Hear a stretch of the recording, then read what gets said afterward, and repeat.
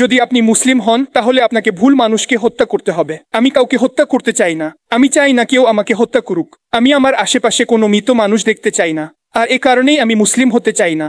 আমি খ্রিস্টানদের কাছে থাকতে চাই, কারণ যদি আমি ভুল করি তারা আমাকে ক্ষমা করতে পারে এবং তারা জানে তারা ভুল করলে তাদেরকেও আমি ক্ষমা করব। যখন হত্যা বা খুন এসব বিষয়ের কথা আসে, যখন একজন খুনি কোনো অপরাধ করে, তখন ইসলামী আইন ভিকটিমের পরিবারের জন্য কিছু বিকল্প রাখে।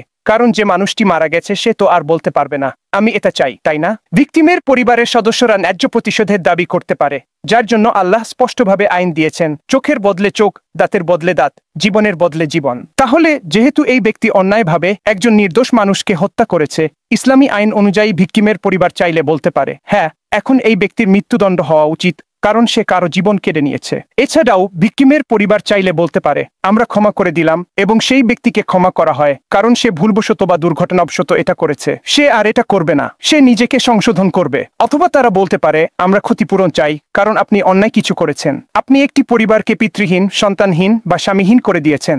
পরিবারের দেখাশোনার জন্য কিছু ক্ষতিপূরণ দরকার। এটাকেই বলা হয় রক্তমূল্য বা ক্ষতিপূরণ। সুতরাং ন্যায় বিচার প্রতিষ্ঠার বিভিন্ন উপায় রয়েছে, কারণ ন্যায় বিচার মানে হলো আপনি সেই মানুষটিকে আইনের নজরদারি ছাড়া ছেড়ে দিতে পারেন না যখন কিনা ভিকটিমের পরিবারের সাথে জড়িত। তাই ইসলামী আইন ব্যবস্থা শুধু ন্যায্য ও দয়ালুই নয়, এটি আসলে অত্যন্ত মানবিক।